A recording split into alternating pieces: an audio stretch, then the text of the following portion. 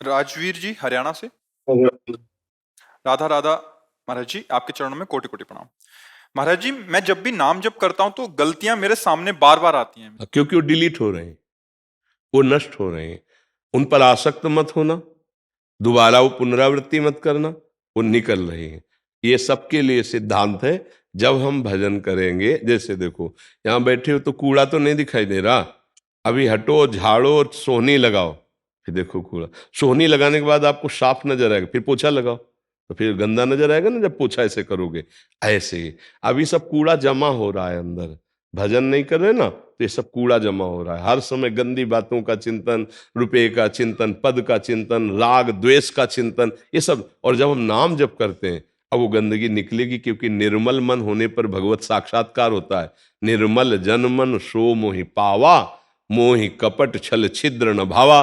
तो निर्मल मन कैसे होगा? ये जो नाम जप है ये मन को साफ करता है। तो जब भजन करना शुरू करेंगे तो आपके सामने गंदी, जितनी गंदी बातें हैं जो जो भरी है, अब ऐसा नहीं कि केवल गंदी ही बात आएगी, अगर उसमें अच्छी बात भरी तो वो भी आएगी। तो अच्छी बात जो है उसको तो स्वीकार कर लिए, और जो बुरी बात है, जो धर्म विरुद्ध है, उसको हम ना तो द्वेष किया ना राग, ना बुरा माना ना अच्छा, बस निकल गई। अगर बुरा मानोगे तो रुक जाएगी।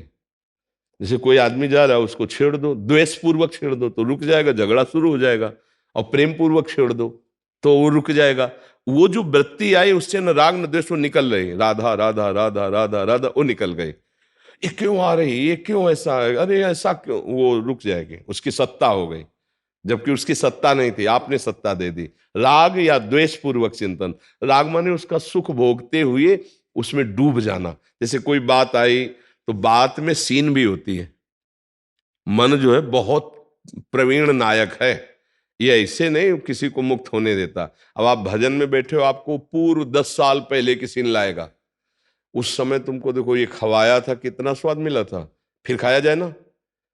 ये भोगा था, कितना सुख मिला था, फिर भोगा जाए ना।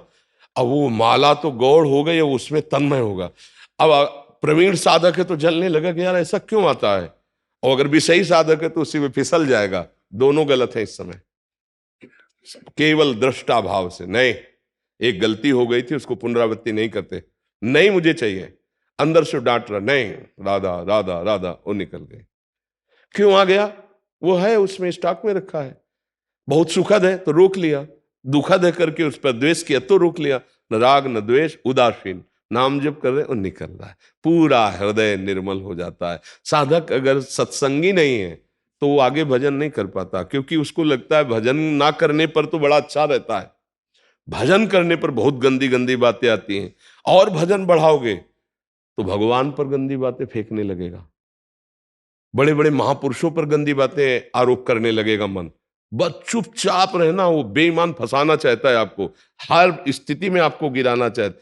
युक्ति से मुक्ति होती ना, ये युक्ति लिखी हुई नहीं है, ये आंखी पड़ी हुई है।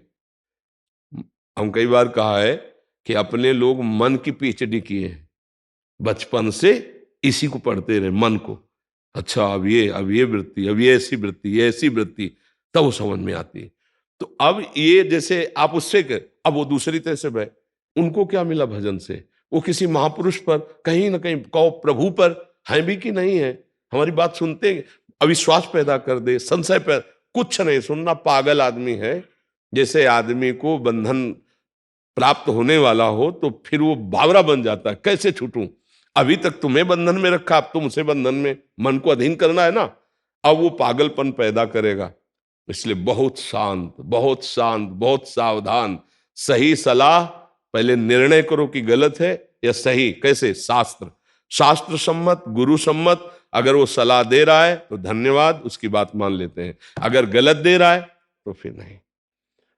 अगर ना ना आप करते रहे तो कुछ नहीं कर पाएगा।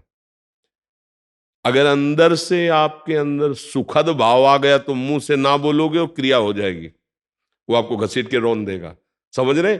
अंदर से ना की बात कर रहे हैं, नहीं चाहिए, बहुत हो गया, जन्म जन्मांतर तूने मुझे इन्हीं भोगों में, इन्हीं विषयों में फंसाया है, अब नहीं हो सकता, अब गुरु कृपा है, मैं सहूंगा। अब तू चाहे जितना कष्ट दे, मृत्यु से बढ़कर नहीं दे सकता, मैं इसे सहूंगा और भगवान की प्राप्ति करूंगा। खत्म, सह जाओगे। ये निकल रहा है, परेशान मत होना। देखो कांटा निकलने में भी कष्ट देता है और गड़ने में भी कष्ट देता है, नहीं देता? कांटा जब लगा तो कष्ट दिया और जब निकाला गया तो कष्ट हुआ। तो जब आपने इन विषयों का सेवन किया तो आपको भ्रम से इसने सेवन कराया कि बड़ा सुख मिलेगा। वस्तुतः वो दुखालयम अशाश्वतम में सुख कैसे मिल सकता है? भगवान ने जिसकी रचना की इसका नाम रखा दुखालयम अशाश्वतम। हर चीज यहां नाशवान है और हर वस्तु परिणामतः दुख देगी। परिणाम में परिणाम उसका दुखद होगा। तो अब हमको सुख कैसे मिल सकता है? यहां कौन सुखी है? ईमानदारी से देखो तो हर भोग भोगने के बाद फिर वही लालसा है, फिर वही चाहत है। जैसी पहले से थी वैसी अब भी है। मतलब कुछ समस्या का समाधान नहीं हुआ। अगर समस्या का समाधान तो तब होगा जब हमारी चाहत पूर्ण होगी। हमारी चाहत केवल श्री भगवान से पूर्ण होगी, प्रकृति से नहीं होने वाली, क्योंकि मैं भगवान का अंश हूं। परमात्मा के अंश की तृप्ति कभी प्रकृति भोगने से नहीं हो सकती, परमात्मा से ही होगी। इसलिए जो अंदर बुरे भाव, आकर्षण भाव पैदा हो रहे हैं उनका त्याग करना ही भगवत मार्ग में आगे बढ़ना है। त्यागात शांतिरंतरम, जैसे जैसे त्याग होता जाएगा वैसे वैसे शांति आती जाएगी। अब नाम जप करते रहो। ये जो प्रेरणा आ रही है डिलीट हो रही, आनंदित हो, दुखी मत हो कि गंदी बात क्यों आ रही है।